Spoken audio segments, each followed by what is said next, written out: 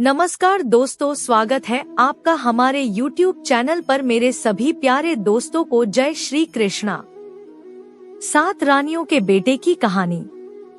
एक बार की बात है, एक राजा हुआ करता था जिसकी 7 रानियां थी, लेकिन उसकी कोई संतान नहीं थी, जिसके कारण वह राजा बहुत अधिक चिंतित और परेशान रहता था। विशेष रूप से जब वह अपनी मृत्यु के बारे में सोचता था कि उसके बाद उसके विरासत और साम्राज्य का क्या होगा। तभी एक दिन एक गरीब फकीर राजा के दरबार में आया और उसने राजा ने कहा कि तुम्हारी प्रार्थना को सुन लिया गया है और तुम्हारी इच्छा अवश्य पूर्ण होगी। तुम्हारियों में एक रानी को पुत्र रत्न की जल्दी ही उपलब्धि होगी। जब उस राजा ने फकीर के वादे को सुना तो वह असीमित बहुत अधिक प्रसन्नता की कोई सीमा नहीं थी। उसने आने वाले उपयुक्त अवसर की तैयारी के लिए अपनी सभी प्रजाओं को साथ में अपने साम्राज्य को तैयारी करने का हुक्म दिया। इस बीच 7 रानियां शानदार विलासालय में राम पूर्वक अपने सैकड़ों दासियों की सेवा में रहती थी और उनके हृदय को तृप्त करने के लिए हर प्रकार के स्वादिष्ट पकवान और मिठाइयों की भी बहुत सुंदर व्यवस्था की गई थी। अब राजा को शिकार करने का बहुत अधिक शौक था। एक दिन अपने शिकार पर जाने से पहले उनकी रानियों ने राजा के पास संदेश भेजा और कहा कि मेरे स्वामी, आप हर तरफ शिकार करने के लिए जाना, केवल उत्तर दिशा में मत जाना, क्योंकि हमने एक बहुत बुरा स्वप्न देखा है, जिसके कारण हमें बहुत अधिक भय है कि आपके साथ उत्तर दिशा में कुछ बुरा हो सकता है। राजा ने उन सब की चिंताओं के कारण उनकी विनती को स्वीकार कर लिया और उसने अपनी रानियों से वादा किया कि वह उत्तर दिशा में शिकार करने के लिए नहीं जाएगा और उसने दक्षिण दिशा की तरफ से शिकार शुरू किया। लेकिन उसका दुर्भाग्य उसके साथ चल रहा था। उसको बहुत समय गुजर गया और उसे उस दिशा में कोई भी शिकार नहीं मिला। यद्यपि वह निपुणता से शिकार करने में वह अभ्यस्त था, ऐसा ही उसके साथ पूर्व और पश्चिम दिशा में भी हुआ। क्योंकि वह एक महान शिकारी किस्म एक खिलाड़ी राजा था, उसने निश्चय किया कि खाली हाथ अपने महल में वापस नहीं जाएगा। इस तरह से उसने अपनी रानियों से किए गए वादे को भूलकर वह उत्तर दिशा की तरफ में शिकार की खोज में चल पड़ा। इधर भी सर्वप्रथम शिकार करने में असफल रहा।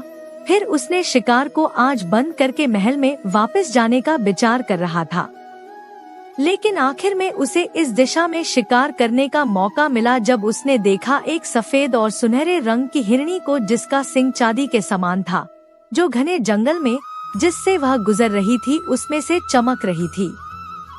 राजा ने जैसे ही उसको गुप्त रूप से देखा, जब वह आगे चली गई, तुरंत उसको मारने के लिए अपनी मरती हुई इच्छा के साथ एक बार फिर से तत्पर हो गया, कुछ ऐसी ज्वलंत इच्छा के साथ उसको पकड़ने के लिए। और उसने देखा पास ही में उस विचित्र अद्भुत प्राणी स्तन जिसमें दूध भरा हुआ था। उसने तत्काल अपने सिपाहियों को आदेश दिया कि इस घने जंगल के इलाके को चारों तरफ से घेर लिए जाए। इस तरह से राजा के सिपाहियों के द्वारा बनाए गए घेरे में वह हिरनी आ गई। फिर राजा ने अपने सिपाहियों के घेरे को सिकोड़ना शुरू कर दिया और वह सब धीरे धीरे आगे बढ़ते रहे, तब तक जब उन सब ने उस सफेद रंग की चित्रकारी किए हुए हिरनी को बहुत पास अपने मध्य में देखा। वह राजा उस हिरनी के और पास चलता गया, तब तक जब उसने यह सोचा कि वह इस अजीब विचित्र प्राणी को पकड़ अब लेगा। उसने एक जोरदार पैरों के शक्तिशाली झटके से राजा के सर पर मारा और राजा चारों खाने चित्त होकर नीचे जमीन पर गिर गया और वह कूदकर राजा को अपने रास्ते से हटाते हुए पहाड़ों की तरफ वहां से भागी। सब कुछ भूलकर राजा खड़ा होकर अपने घोड़े को तैयार किया और उस पर सवारा होकर तुरंत उसके पीछे भाग अपना पूरी शक्ति और रफ्तार से इसके साथ घोड़ा अपनी चौकड़ी भरने लगा, जिसके कारण राजा के सभी सेवक बहुत पीछे छूट गए उस सफेद हिरनी के दोखते हुए। इससे पहले इतना अधिक शिकार के पीछे वशीभूत नहीं हुआ था। कुछ समय में ही राजा ने अपने आप को एक संकीर्ण घाटी में पाया जहां से निकलने का रास्ता नहीं था। तब राजा ने अपने घोड़े की लगाम को खींचकर उसको खड़ा किया।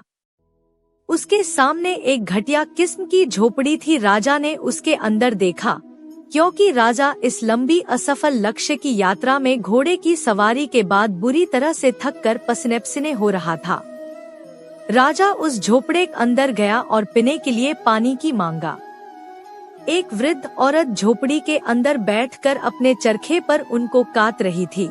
उसने अपनी पुत्री को बुलाते हुए राजा के अनुरोध का उत्तर देते हुए कहा और तुरंत भीतर के कमरे से एक युवती बहुत अधिक प्यारी और आकर्षक, सफेद चमड़ी और सुनहरे बालों वाली आ गई कि राजा को बदनाम झोपड़े में इतनी खूबसूरत लड़की को अपनी नजर से देखने पर आश्चर्य हुआ। उस लड़की ने जब राजा के मुंह की तरफ पानी से भरे मग को लगाया तो राजा ने पानी पीते हुए उस लड़की की आंखों में देखा और फिर वह निश्चिंत हो गया। वह लड़की कोई और नहीं, वह वही सफेद हिरनी ही थी, जिसकी सुनहरी सफेद चमड़ी और चांदी जैसे जिसकी सींग थी, जिसके पीछा राजा करता हुआ इतनी दूर यहाँ तक पहुँचा था। उस लड़की के सौंदर्य ने उस राजा पर जादू डाल दिया, जिससे वह अपने घपटनों पर खड़ा हो गया और उस लड़की से विनय करने लगा कि वह उसके साथ वापस उसकी दुल्हन बनकर उसके महल में चले। लेकिन उस लड़की ने केवल मुस्कुराते हुए कहा, क्या वह 7 रानियां जिसके लिए तुम्हारे द्वारा प्रबंध किया जाता है वह पर्याप्त नहीं? तब राजा ने उसके मना करने को स्वीकार नहीं किया। उसने उससे अधिक अनुनय विनय पूर्वक प्रार्थना करने लगा और वह कामने करने लगा कि वह उस दया और रहम को दिखाए, और उसने उससे वादा किया कि वह राजा से कुछ भी मांग सकती है जो उसकी स्वेच्छा हो। उसने उत्तर में राजा से कहा, तुम मुझे अपनी 7 रानियों की आंख को लाकर दे दो और शायद इसके बाद मैं तुम पर भरोसा कर सकती हूँ, जो तुम्हारे कहने का मतलब है। राजा उस जादुई औरत के सौंदर्य पर अत्यधिक मोहित होकर वहां से चल पड़ा और तत्काल अपने महल में पहुंचा और अपनी 7 रानियों की आंखों को निकालकर उन दुखी तड़पती हुई अबलाओं को उनको महल के तहखाने में डाल दिया, जिससे वह सब भाग नहीं सके। और उन आंखों को लेकर वह दोबारा अकेला उस औरत के पास गया जिसने उन भयानक प्रस्ताव की कामना आंखों की मांग की थी। उस बदसूरत झोपड़े के पास जो संकीर्ण घाटियों के मध्य में था, जब राजा उसके पास आंखों को लेकर पहुंचा, तब वह सफेद हिरनी केवल बहुत तेज से कुरूपता के साथ हंसी उन 14 आंखों को देखकर और उन सभी आंखों को एक तागे में पिरो दिया एक हार की तरह से, और उसको अपनी वृद्धा माँ के गले में डालकर अपनी माँ से कहा कि इसको हमेशा गले में पहन कर रखना जब तक मैं तुमसे दूर राजा के महल में रहूंगी। इसके साथ वह राजा के साथ अपने जादू के प्रभाव के कारण उसकी पत्नी बन गई और राजा ने अपनी 7 रानियों के सारे बहुमूल्य सुंदर बेशकीमती आभूषण और सभी कपड़ों को उसे दे दिया, जिसको 7 रानियां पहना करती थी, और उनका महल रहने के लिए दे दिया। इसके साथ 7 रानियों की सभी दासियों को उसकी देखभाल के लिए रख दिया गया। इस तरह से उसने वह सब कुछ प्राप्त कर लिया जिसकी उसको कामना थी। अब इसके बाद बहुत जल्दी ही 7 कुंठित, लाचार, बेसहारा, असहाय रानियां जिनकी आंखों को निकाल लिया गया था उसके पति राजा के द्वारा और उन सब को कैद में डाल दिया गया था। उनमें सबसे बड़ी रानी से एक बच्चे जन्म लिया। यह बहुत सुंदर लड़का था, लेकिन दूसरी रानियां अपने मध्य उपस्थित बड़ी रानी से बहुत अधिक ईर्ष्या किया करती थी। उसके सौभाग्य को देखकर सभी अप्रसन्न थी, लेकिन पहले वह उस सुंदर लड़के को भी अप्रसन्न करती थी। जब उस लड़के ने यह सिद्ध कर दिया कि वह उन सब के लिए बहुत अधिक उपयोगी है, तब वह सब उसको पसंद करने लगी और उसे अपने बेटे की तरह से मानने लगी। और थोड़े ही समय में जब वह उस तहखाने में इधर उधर घूमता तो उसने तहखाने की छत को खरोच कर एक अतुलनीय कार्य को अपने हाथों से किया।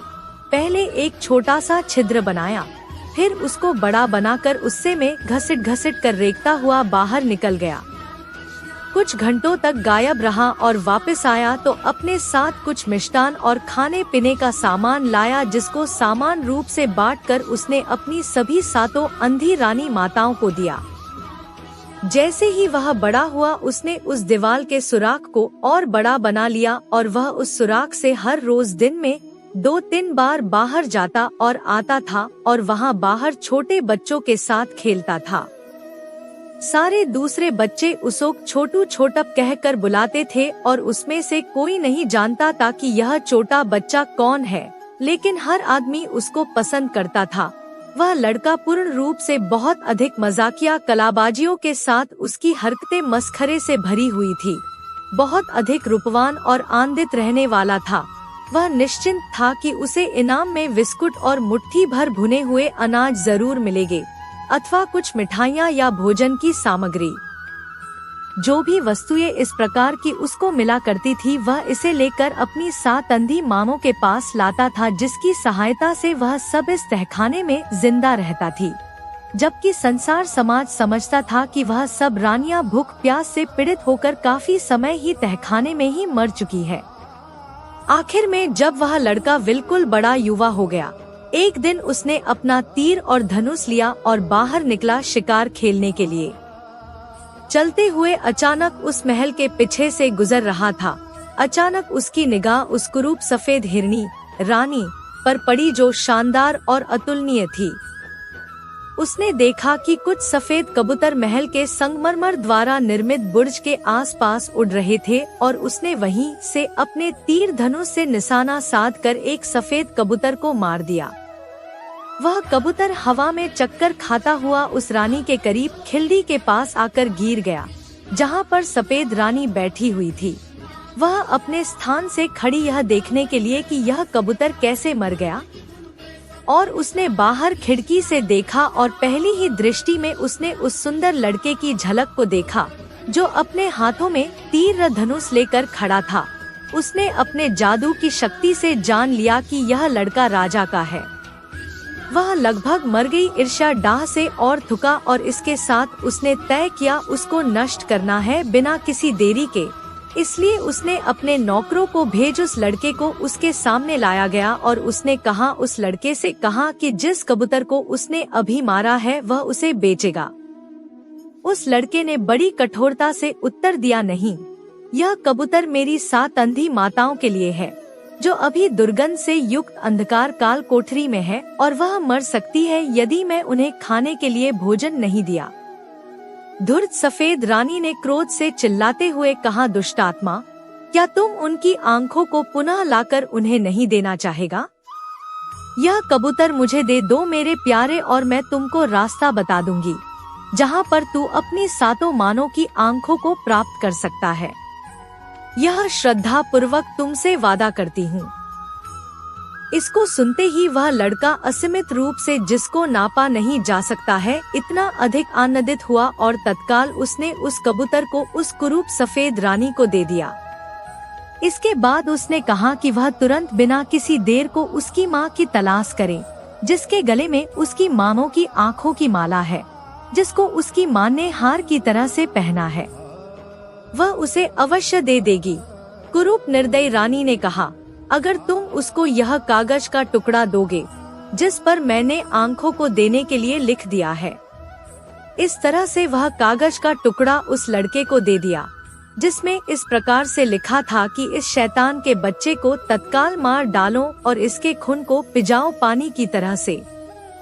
7 अंधे रानियों का बेटा अभी तक पढ़ना लिखना नहीं जानता था, इसलिए उसने उस कागज के टुकड़े को बहुत संभाल कर अपने पास रख लिया और वहाँ से वह निकल पड़ा उस सफेद रानी की माँ को तलाशने के लिए।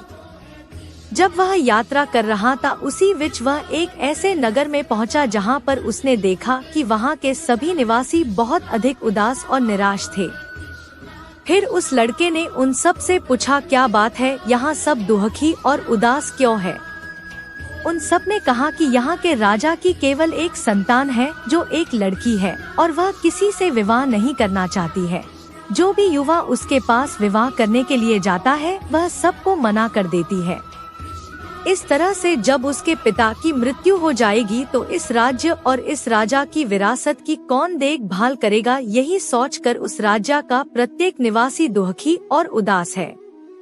उनको बहुत बड़ा भय है कि वह हम सब के बारे में बिल्कुल चिंतित नहीं है। वह कहती है कि वह उसी लड़के से विवाह करेगी जिसक साथ मान्य है, और जब से ऐसी बात के बारे में सुना है राजा बहुत अधिक उदास और परेशान है, और उस राजा ने आदेश दिया है कि जब भी कोई नया आदमी इस नगर में, उससे पूछताछ किया जाए और उसको राजकुमारी के समक्ष प्रस्तुत किया जाए। इस समय लड़के को बहुत अधिक अधीरता के साथ बेचैनी हो रही थी, क्योंकि वह बहुत अधिक जल्दी में था मानो की आंखों को तलाशने के लिए। इसलिए वह जल्दी से घसीटते हुए उन सब को राजकुमारी के महल में ले जाने के लिए कहा। जल्दी ही जब राजकुमारी ने उस लड़को देखा, वह लज्जावश शर्माते हुए अपने पिता राजा की तरफ घूमकर कहा कि प्रिय पिताजी, यही मेरी पसंद है। ऐसा आनंद का उत्सव वहाँ पर कभी नहीं मनाया गया था जैसा इस समय चल रहा, जिसके साथ लोगों ने इस प्रकार प्रसन्नता के सुख में जैसे पागल हो गए थे। लेकिन 7 रानियों के बेटे ने कहा कि वह तब तक राजकुमारी से विवाह नहीं कर सकता जब तक वह अपनी मानों की आँखों को प्राप्त कर उनको दोबारा दृष्टि नहीं प्रदान कर देता है। इस कहानी को जब उसकी सुंदर दुल्हन ने सुना तो उसने अपने पति से उस पर्चे को दिखाने के लिए कहा, क्योंकि वह बहुत अधिक पढ़ी लिखी और बुद्धिमान के साथ बहुत अधिक चालाक भी थी। जब उसने विश्वासघाती चालबाजी से भरे शब्दों को पढ़ा तो उसने पहले कुछ नहीं बोली, लेकिन उसने एक उसी तरह के कागज को टुकड़े को लिया और उस पर उसने कुछ इस तरह से लिखा कि इस लड़के का ध्यान रखना और इसको इसकी सारी इच्छाओं की वस्तुओं को दे दो, और वह लिखा पर्चा वापस 7 रानियों के बेटे को दे दिया, जो उसके जितना अधिक बुद्धिमान नहीं था, जिसको उसने अपने पास रख लिया। लगभग 1 सालों में वह लड़का उस बदसूरत झोपड़ी के पास पहुंचा जो संकीर्ण घाटियों के मध्य में थी, जहां पर उस सफेद जादूगरनी की मां रहती थी, जो एक घिनौनी किस्म की भद्दी औरत थी। जब उसने उस पर्चे को पढ़ा तो अप्रसन्नता पूर्वक भयानक चेहरा बनाया, विशेष रूप से जब लड़के ने उस आँखों के हार को मांगा। कोई बात नहीं, उसने अपने गले से निकालकर उस लड़के को दे दिया और उससे कहा कि इसमें के आपसे मेरी प्रार्थना है कि मुझे मोटिवेट करने के लिए वीडियो को लाइक करें, शेयर करें, सब्सक्राइब जरूर करें दोस्तों, और कमेंट में जय श्री राम जरूर लिखें।